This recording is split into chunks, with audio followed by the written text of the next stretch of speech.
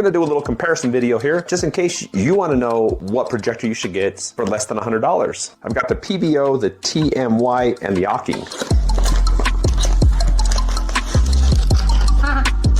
So here's what comes with each projector. For the PVO, you've got an HDMI cable, an HDMI adapter, and a remote. For the TMI, you actually have a projector screen with this, an HDMI cable, RCA cords, a cleaning kit, and also a remote, which is the exact same remote as the first one. And then with the Ocking, you got an HDMI cable, RCA cords, and that too has a cleaning kit. The TMI is the only one that has a lens protector, kind of a little tricky to get it on there. I've got the projector screen set up. This is a 100-inch diagonal. So I've got the projector about 8-9 feet from the screen, so it doesn't fill it up completely, but I'm just gonna play you about 15 seconds of one of my videos, and I've got this plugged into my phone through the HDMI adapter. Guess what, guys? They still make non-fat bikes. These are little tiny skinny tires, and these types of bikes always throw me a little bit. Is it a commuter or a mountain bike? And pretty clear, honestly. Beefy all-terrain tires, a torque sensor that delivers power on demand, and an aggressive riding style. So this is volume at 100%. What do you think it is? Commuter, mountain bike? And I'll just do that testing thing. It is distorted, so just keep that in mind. So you can adjust the clarity with the dial on the side. It has a 5-volt 2-amp output in the back. On the other side, there's the DC in, the HDMI cable, the USB ports, and then headphones. On the bottom, there's 4 rubber feet, and there is a mounting hole. So if you wanted to mount this from the ceiling, you could. One thing I don't like about this is you have to prop it up. There's no way to angle the projector. That is the PVO. Let me plug in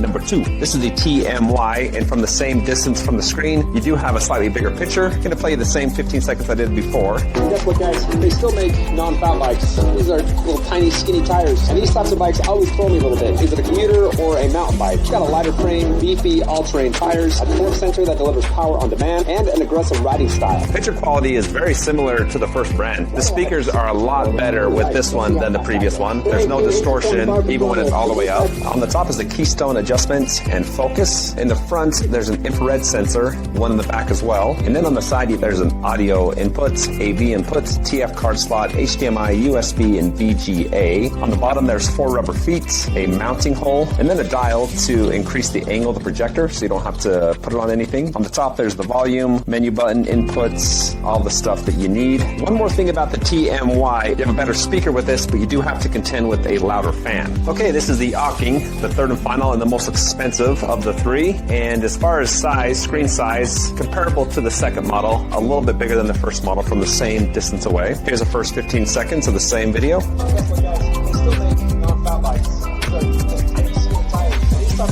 The difference with this one is that it focuses, I focus on my face, but the outskirts of the picture are kind of blurry, which I didn't see with the other 2 brands. I like this picture quality the least out of the 3. And also the motor noise, the fan noise is the quietest of all 3. This is volume full blast. 170 watt peak pseudo brushless motor, and Pseudo is a sister company to Bafang. And that's the best sounding speaker out of all 3. There's no distortion, it's the clearest. For the Ocking, the keystone is also on top, just like the previous model, as well as the focus. It also has an infrared sensor in the front and the rear. On the side, it has all the same inputs as the previous brand. On the bottom, it has 4 rubber feet, and it has the same adjustable stem as the previous model. And then there's also a ceiling mount. And then you got some smaller buttons, same as the other 2 brands. You know, input, power, volume, settings. I think my favorite one has got to be that first one. It ties for the best picture quality. It's quiet. The speaker sucks on it, but I would plug it into like a sound system, so I don't have to worry about that. It's small and portable, and it's simplistic. Just plug it in, back it up to where you're filling the whole screen, and there you go. So that's my pick. Hopefully this helps you out. I appreciate you guys checking out my content, and have a good day.